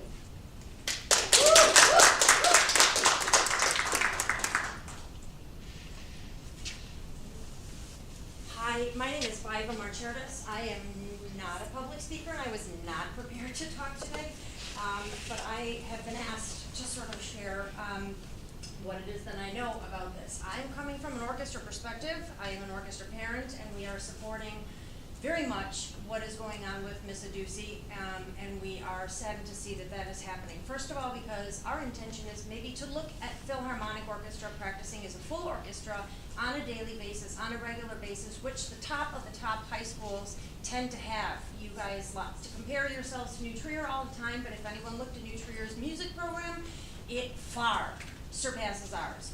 Their top of the top orchestra plays with a full band and a full brass, wind, and percussion on a daily basis. If we keep cutting on the brass and the winds and the whole band section, we too won't be able to help our orchestra either. Where am I going with this? Potentially looking at other solutions, like eliminating the marching band mandate. I do know right now that HMS has a fantastic jazz band. Most of them are not coming because they do not want to march in band. Perhaps, even if it's not this grandiose thing, we can call it a pep band, but we can have more and more and more classes, like New Trier has 4 jazz ensembles practicing during the day, 4 different band practices during the day. Why can't we try, instead of eliminating, building our music program? Another thing is, I don't know if any of you do have kids that are in music. I probably would say, asking a child, my son is a trumpet player who, by no stretch of the imagination, he's a football player, he's a junior, by no stretch of the imagination was I going to be able to convince him to do marching band. So he plays for CYSO as a trumpet player there because I can't get him, there's no place for him here. I don't know if any of you have kids in sports or music, it'd probably be the same thing as saying, you want, this child wants to be a gymnast, but we're gonna go ahead and make him do water polo before he can be a gymnast. So water polo is offered during the day, but his gymnastics is offered at dark 30. And that's the only way he can go ahead and participate in those things, even though he wants to be a gymnast. We are protecting some sort of a curriculum for football and not music. And we're not able to go ahead and foster music. I think we have a marching band kind of a mindset right now, rather than looking at a curriculum that is about music. We didn't even get guitar back on the curriculum this year. I have so many more things, but we need a Ducci. We need somebody who's young, who can come up with these fantastic new ideas. She's motivated, she understands how to maneuver this stuff, and she knows how to reach the kids, and we can't risk losing another brass, wind, and percussion kid.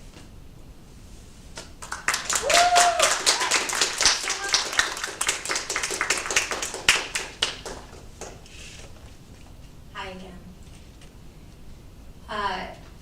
What I didn't say when I first started speaking tonight, my name is Kara Hurley, and I'm a clinical psychologist in the community. And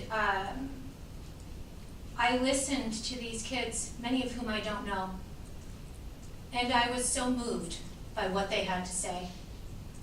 These are kids that don't come and make public comment about just anything, nor do I. But they are speaking about a teacher who is impactful. These types of teachers, especially when it comes to band, they're not easy to find.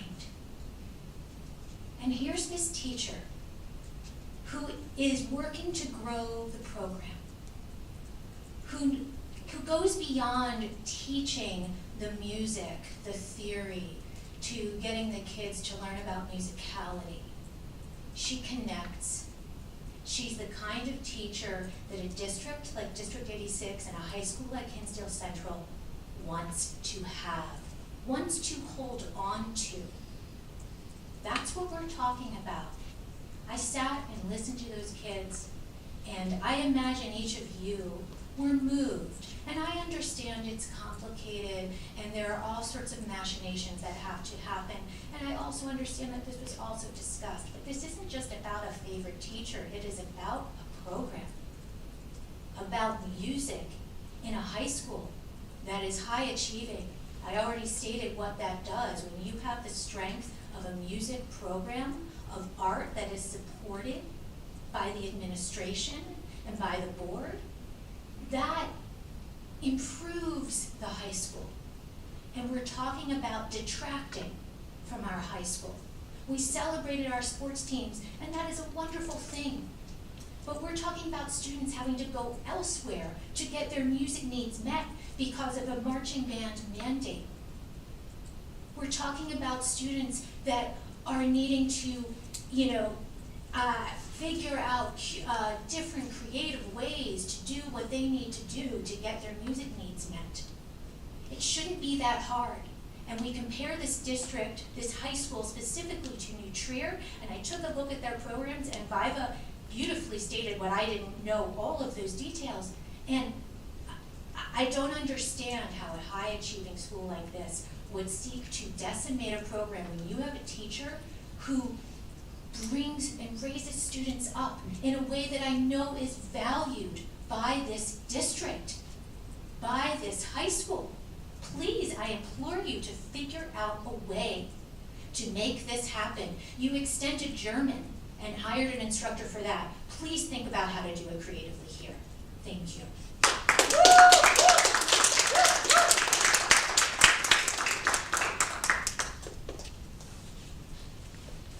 Hi, good evening. My name is Kathy Schilder. I'm an old band mom. My oldest child is 24, and then I have a junior here. I have a 21-year-old as well. The two boys went through band all 4 years. They both had wonderful experiences, and I can give a little background about losing the gym exemption. So when my boys were here, we had 320 kids in the marching band. It was incredible. We went to London and Rome to play in their New Year's Day parades because in Europe they don't have marching bands. And the kids were treated like rock stars. The people watching the parades were so impressed with the kids, and the kids were actually treated like celebrities there. And when we were told that we were losing the gym exemption, the reason was that the sports parents complained that the band kids had gym exemptions for 2 semesters, and the sports parents didn't like that because the sports parents or the sports kids only had it when their sport was in season. So that's why our kids lost the entire gym exemption. And that's why our band has gone from 320 students to now I'm hearing 170 students. It's impossible to, especially freshman year, to take band when you have all the requirements. English, science, math, all the requirements freshman year. You really only have one elective, and usually that's a language. You don't have time for band. And I know Miss Aducey personally, and if you cut her hours, you're going to lose her. She is going to go somewhere else. Please reconsider your decision. I'm begging you. Please reconsider. As an old-time band mom, this is important. You heard the kids, and Mr. Waters, I want to thank you, I want to applaud you, and I want to kiss you for recommending, reconsidering, or reinstating the band gym exemption. I thank you very much, because that would bring a lot of kids back to the band program, which is exceptional. Thank you very much.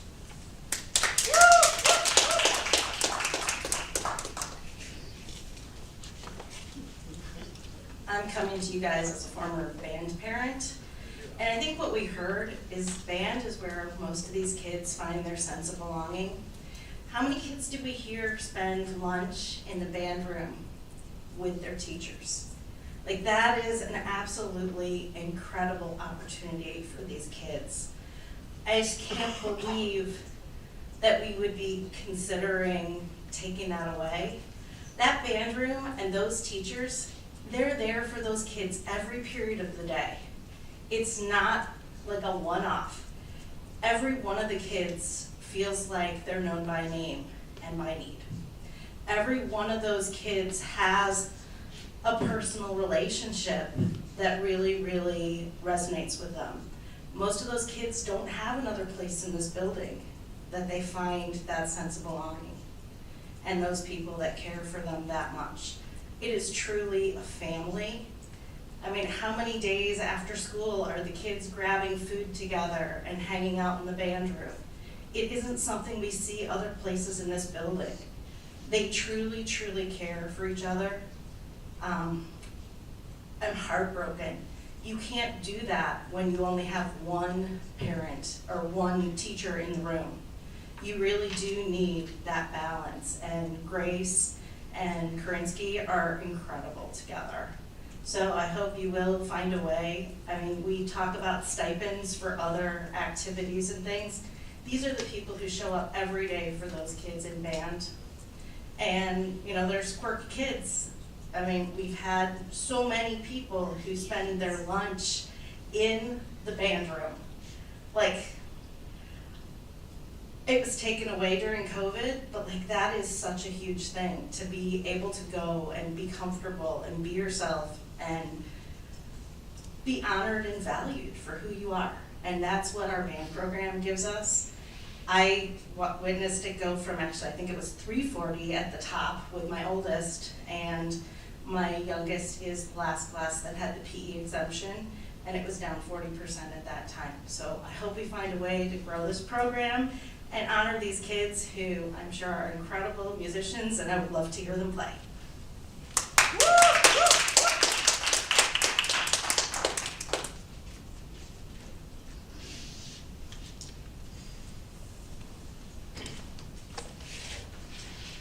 All of us worked together to write this.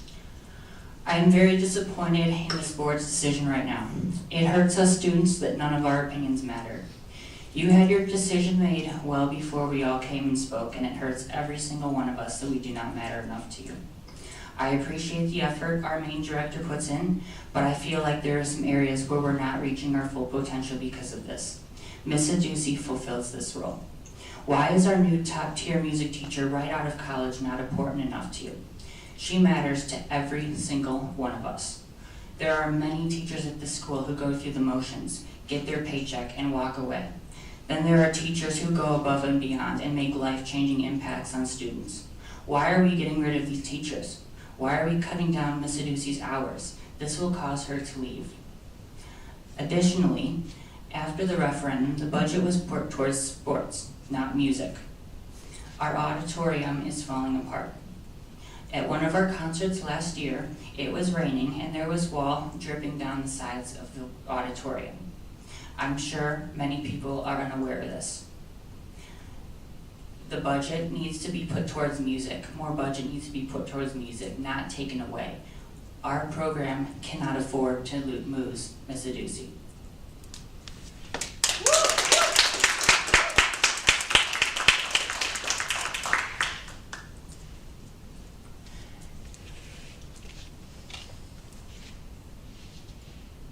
Hello, my name is Kevin Zhang, and I am a junior at Hinsdale Central.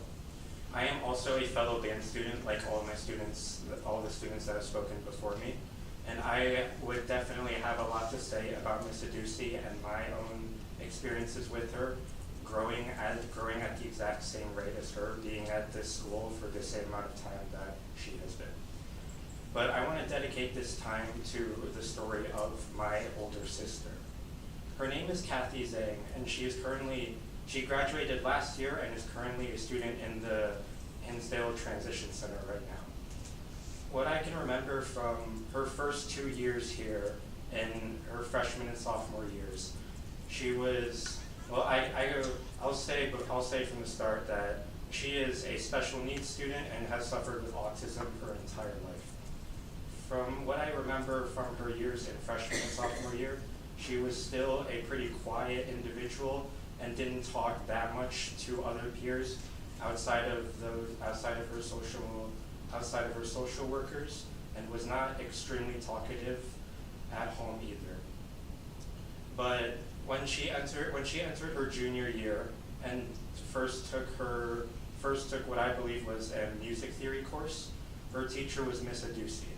And ever since she has taken that course, I feel like she has gone from being a really quiet individual to someone super talkative and super energetic.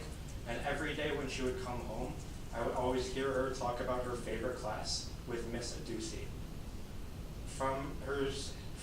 I feel like this has transformed so much last year from her senior year, where I think from everyone that I talked to that met her, there was not any sort of negative.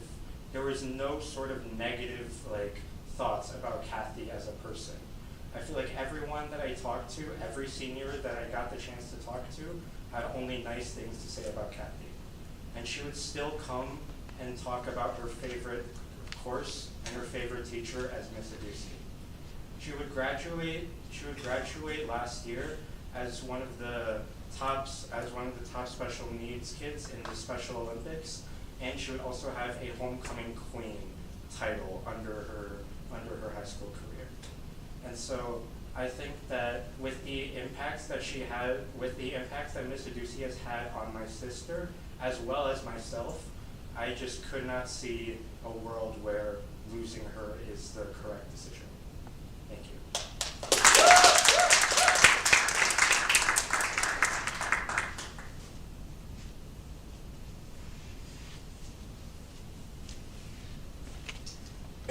Hello again. I just wanted to talk more about my experience as a student athlete who was also a band student. I've been swimming probably over 10 years at this point, and during marching band season, my freshman year, Miss Adusi really helped me out and made sure that I was able to balance my life as a student athlete and band. I think that the board can come up with more creative ways to trim down the budget of the bands program without directly taking out a teacher who not only makes amazing personal connections with students like myself who are on the choir side and who don't usually reach out to others, but I just think, like, all my friends were part of band throughout middle school. Obviously COVID had a big effect on things. And then I saw them quit during high school because this is a competitive high school. A large majority of people are looking to go to top 20 schools on the U.S. News and World Report. I mean, if you just look at anyone, they're always filling out their schedule with AP courses, looking for maximum rigor so these schools can see. And it's still a lottery. Like, you're still probably not going to get into UC Berkeley or U Chicago. That's just the way it is. But I think that this curriculum, I just think that music is not, like, people aren't intrinsically motivated to pursue music anymore. I just think that, like, if you're thinking of majoring in business in college, why would you do music when they're just going to look at it and say, well, I mean, they're probably going to look at it and say, oh, he's pursuing his interest, but that's not how a lot of students think. A lot of students are like, oh, well, I'm going into business, I need to take intro to business. I'm going into engineering, I need to take engineering. The best solution to this, in my opinion, is to get rid of the marching band mandatory for the 3 bands leading up to, I believe it's Wind Ensemble, which is the highest band. This would, you already saw the stats, it was something like over 300 and then it dropped like 40% or something, so it's 170 now. This would allow more students to feel comfortable joining the band without sacrificing one of those other electives that they want to take in place of band, like I mentioned, intro to business or engineering. I just think that cutting this Lucy is, in my opinion, a terrible decision and needs to be thought out more clearly. If you guys need to take more time to draft another motion, I implore you to do so. Thank you.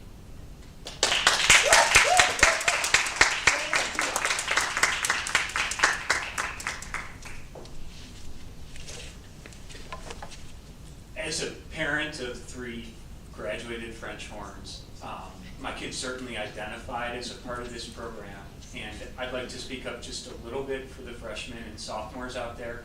Like many parents, I got a text on Tuesday from my daughter about what a loss this would be. Listening to the students especially talk, I'll echo what Dr. Hurley said.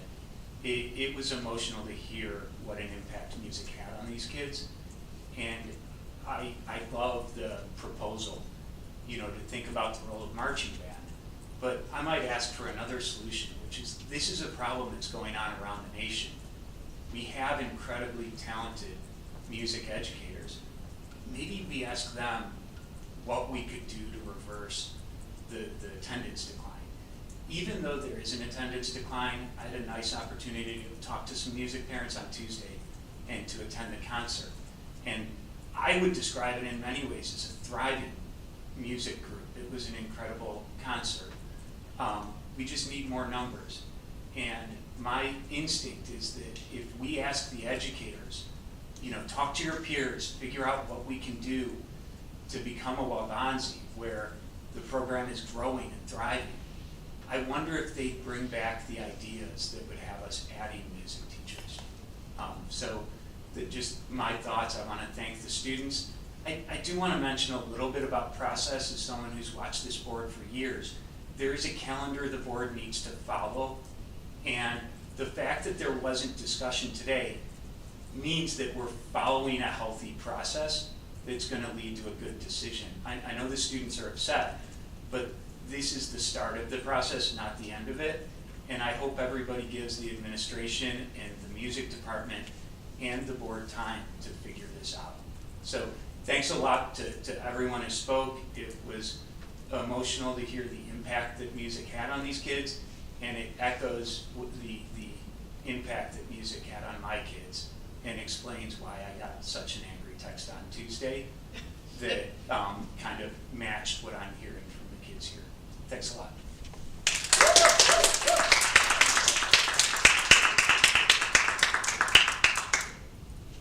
Is there anybody else?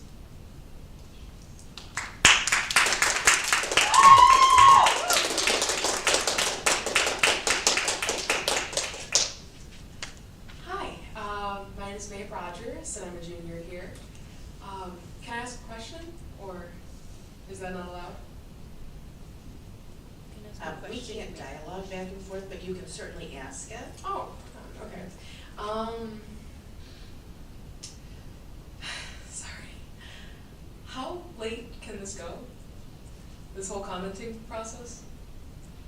I know people can't dialogue back and forth, but we have a lot of people coming. This is not gonna end soon.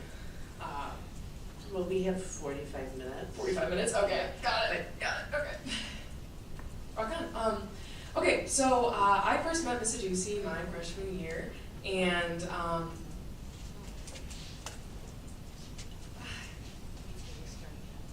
restart again? No, go ahead, just go ahead and keep talking. There is a timer on. Okay, rock on. Hi, my name is Mae Rogers, I'm a junior here, and I'm in the choir program. I'm right in the chamber choir, right with Shayla Patel, who spoke recently. And yeah, no, I met Miss Aducey back in freshman year, but I really got close with her in sophomore year. So yeah, I went and I did the musical my sophomore year, so Shayla was a junior. And I was really, really nervous. I got cast as Cinderella and Into the Woods, and I had no idea what to do. And I was really bad at timing and counting, because there's so much to do with music.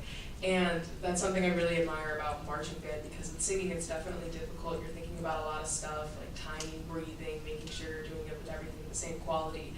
Marching band, you're doing it all, marching, breathing, and playing a completely different instrument. It's insane. So yeah, I don't know, but timing was something I was really, really struggling with. And obviously this process moves fast, especially the musical process, so it'll keep continuing. And Miss Aducey was someone that actually took time for me. She spent time, she worked with me on all my entrances and exits and everything else, because I had no idea what I was doing. And she's patient, she's the calm whenever there's a storm going on. We have her have like 6 probes, which is basically when the cast and the orchestra and everything have to get together as the pit, and run through the whole show. It can be a really long, stressful process. And she's someone that moves it fast, she makes sure everyone knows what's going on. She's clear, she's direct, she does an amazing job at what she's doing. She's just a remarkable person, and it would be an insane loss to lose her. So, I mean, she's got a whole life ahead of her. She's about to get married. We're really, really excited. There's special connections, like we were there when we heard that she got engaged. I was so excited, and yeah, I don't see how this could be a solution, and I understand that there are more creative ways we can solve this problem. So, yeah.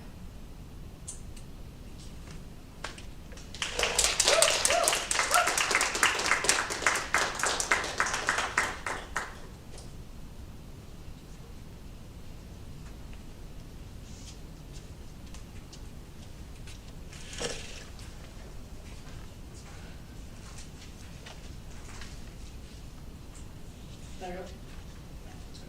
Hi, I'm back. I just want to start off with saying that, as I said before, I am a senior. I shouldn't care about this technically. I mean, Miss Aducey's leaving next year. Why would I care, right? She's not going to affect me. But I care because they care, because those people care, and because there's people at home who couldn't be here because they care, and that's why I am here. And I'm going to give another personal story because I keep doing that. But I was a very shy kid for the longest time. I would not talk to anyone. And I remember when Miss Aducey came, I was not confident, I was insecure, I hated my playing, I couldn't talk to people. But when she came, I finally had that confidence that I've never my whole life had. I became so open, I learned how to talk to people, I learned how to communicate with people, even people I didn't like. I learned how to talk with them. But that only happened because Miss Aducey created that environment. that isn't a skill that people learn in the classroom. You don't learn those things sitting in class. You learn those things by being in a community like band. And as I said before, this isn't about Miss Aducey. This is about the whole music department. You know, we keep funding sports, we keep doing things for sports. There's sports with less than 50 kids on it, and there's four to 3 coaches. But having 170 students in band and having 2 directors, that's not good enough, apparently. I didn't mean that in a rude way, I'm sorry. But my whole point is we keep minimizing the music department, but we need a balance, and we can't minimize it if we need that balance. Because this isn't about band students, this isn't about just choir students, this is not just about orchestra students, it's about all of them. It's about all of them. You know, the musical is coming up, that's everyone working together. And that only happens when we have good directors like Miss Aducey. Thank you.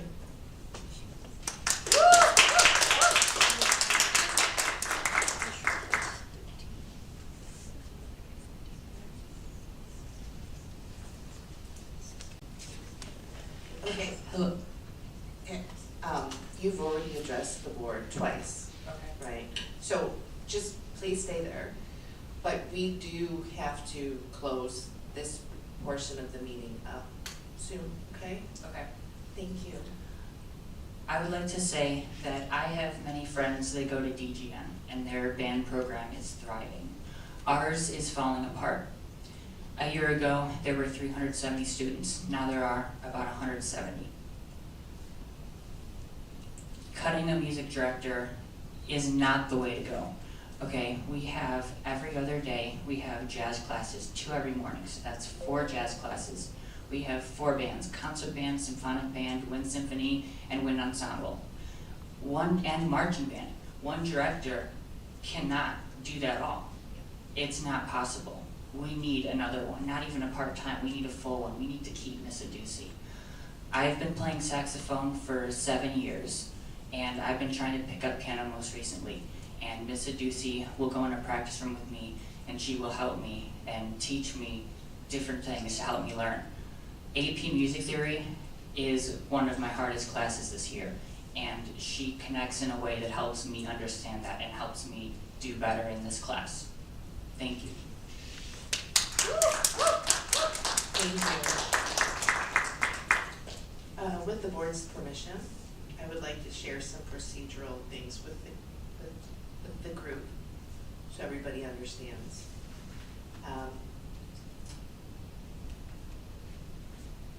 Classes are staffed by campus with the building administration team, and they're staffed by section enrollment.